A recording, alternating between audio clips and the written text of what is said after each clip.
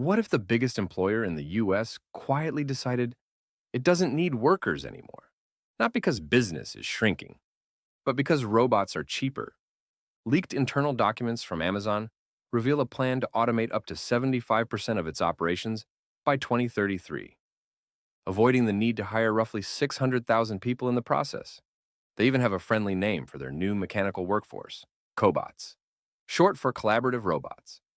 Like how right sizing means layoffs, restructuring means fired, and pursuing other opportunities means escorted out by security.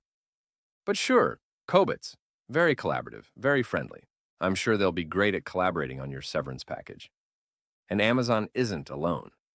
Across industries, automation is sold as the next step in progress. We're told it's inevitable, efficient, modern, that workers shouldn't fear change because new jobs will appear. But decades of progress have shown us what those new jobs actually look like: less stable, less secure, and less human. Productivity soars, profits explode, yet somehow our quality of life keeps declining. So maybe the question isn't, how will we adapt to progress? Maybe it's, who is this progress actually for? The illusion of progress. Every few decades, we're told the same story. Machines will make life easier. Technology will free us from tedious work. And somehow, it always ends with fewer people thriving and more people just trying to survive. We've seen this movie before. In the 1980s, automation and outsourcing hollowed out manufacturing. Millions of middle-class jobs vanished, replaced by lower-wage service work. Since then, productivity in the US has more than doubled, but wages barely moved. The manufacturing communities never recovered. Towns that had thrived for generations watched their neighbors leave, their schools close, their futures dim. What followed wasn't just economic, it was social collapse. Rising political polarization, growing distrust in institutions, deepening social unrest. Automation, sold as progress, didn't just eliminate jobs, it fractured society. And the wealth it generated never trickled down. Because here's what innovation really meant for corporations: more output, fewer workers, and bigger returns for shareholders. Amazon's plan isn't an exception, it's the logical next step.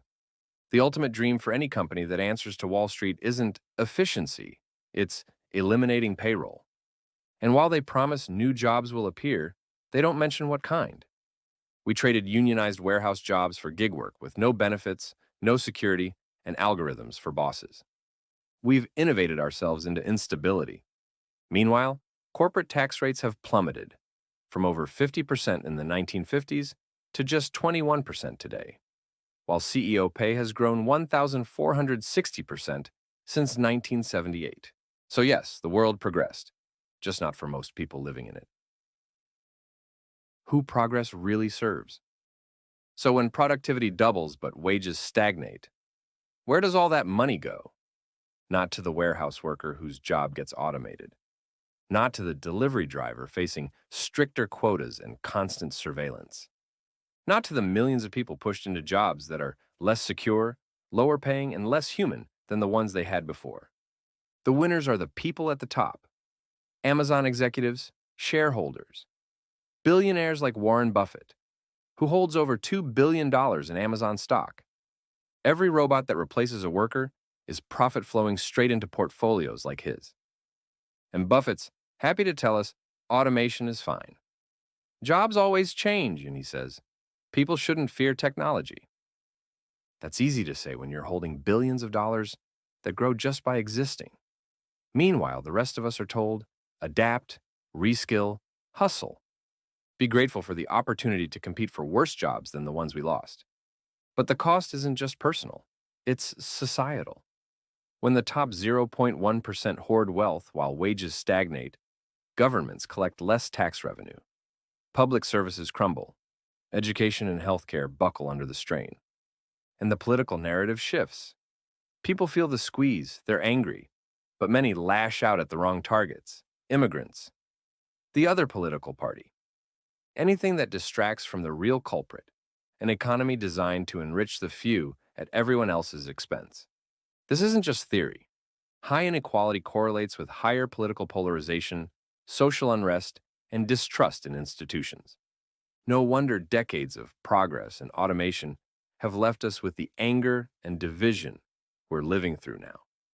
This is the cost of progress, a society where the few benefit and the many pay the price.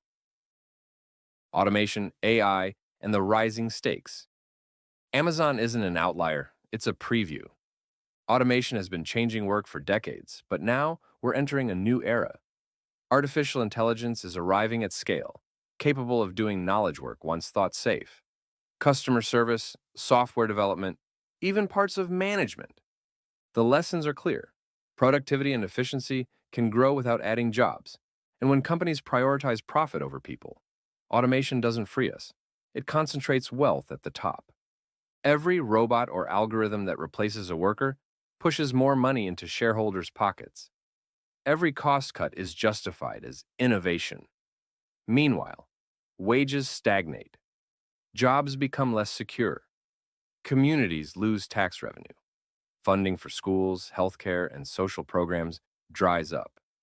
And yet, we're told we should feel optimistic because technology is inevitable, because new jobs will appear, even if they're worse, less stable, or lower paying, because this is just how things work. But here's the truth. Progress without fairness isn't progress at all.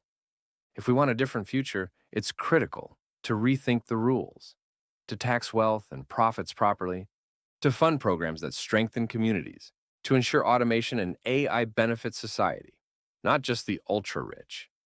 Because the alternative is clear. More inequality, more instability, and more people left behind, while a tiny fraction reaps the rewards. What we can do. Amazon may be leading the charge, but the story is bigger than one company. It's about what kind of world we're building and who it's really built for.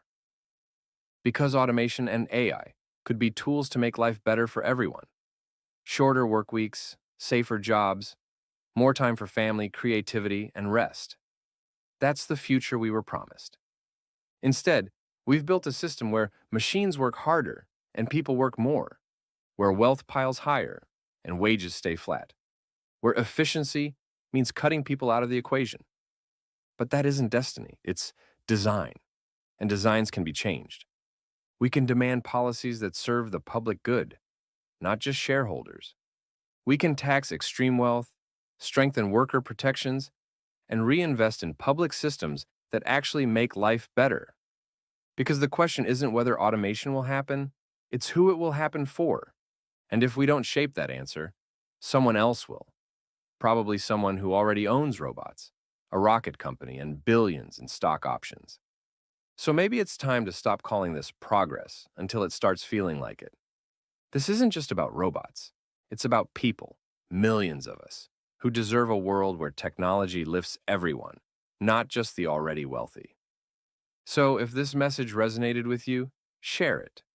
Let's make sure more people understand what's really driving the anger, division, and inequality we're living through. And if you're new here, subscribe, because we're building a community that refuses to accept this is just how it is.